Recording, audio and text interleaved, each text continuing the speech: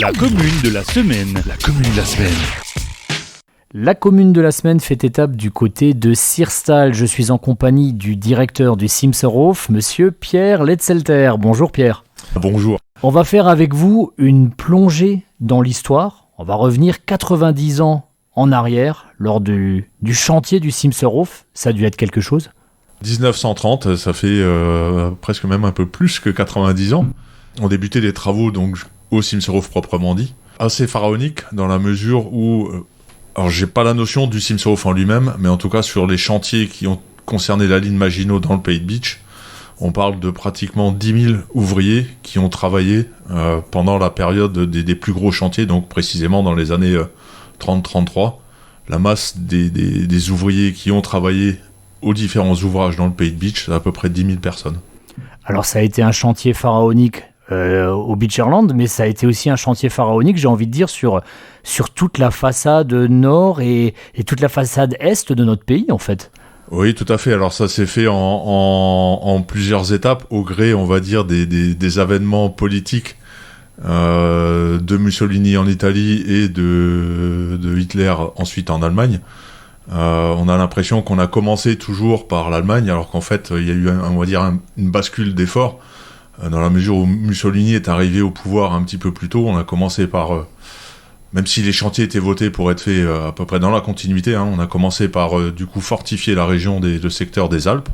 Et quand 3 ans ou 4 ans plus tard, Adolf Hitler est arrivé au pouvoir, on a commencé à sentir la masse montante. Du coup, ils ont recommencé de nouveau dans l'Est en mettant un effort plus marqué chez nous. Ouais. Le Simserhof tire son nom d'une ferme, comme on l'entend, oui, qui était à l'époque à proximité du site actuel. Mais le Simserhof, c'est aussi un incontournable de la ligne Maginot. Vous pouvez nous expliquer pourquoi ? Alors, c'est le 4e plus gros ouvrage de la ligne. Donc, on part bien de la mer du Nord jusque tout en bas de la Corse. C'est un ouvrage d'artillerie.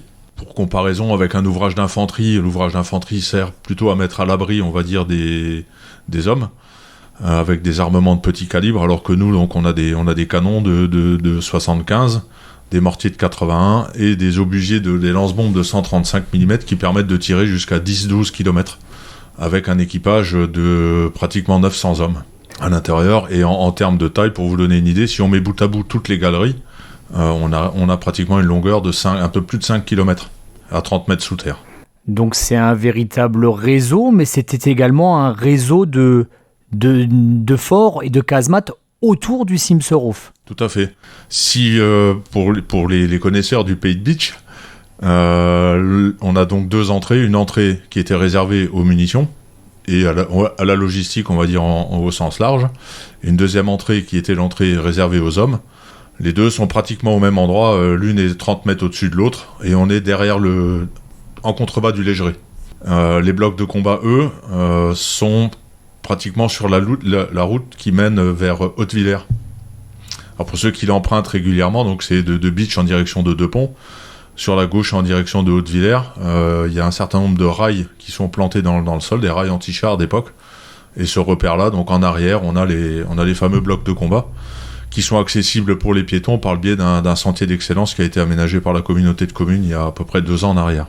Et c'est un sentier assez remarquable, on en a pour à peu près 10 km et on fait gratuitement, il faut le dire, il faut juste une paire de chaussures correctes, on fait gratuitement une véritable plongée dans l'histoire avec un grand H. C'est ça. Le but de ce sentier, c'était justement de permettre aux gens, aux visiteurs, et aux gens du Pays de Bitche de pouvoir voir le site du Simserhof dans son ensemble, puisque la partie visitée à l'intérieur ne concerne que le casernement et l'usine.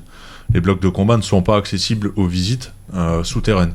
Donc le gros avantage, c'est que ça permet d'accéder à cette partie de l'ouvrage, et on explique, d'une manière générale, pas de biais de panneaux pédagogiques, un petit peu l'historique de la ligne Maginot, et on explique à partir de l'extérieur, au fur et à mesure qu'on avance, quel était le type d'armement qui était dans quel bloc, et un petit peu comment ça fonctionnait avec les moyens du bord.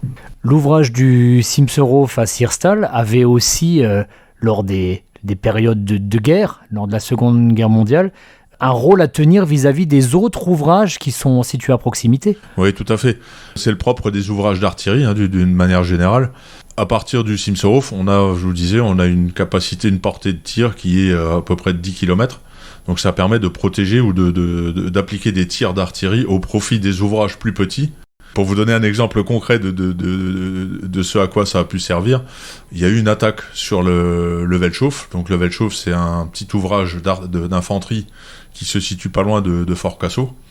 Et au mois de juin, le Simserhof a tiré, c'est son fait de guerre, on va dire, pratiquement 13 000 obus en l'espace de 2 jours de combat pour justement protéger le Weltshof et éviter qu'il se fasse vraiment prendre aux pattes.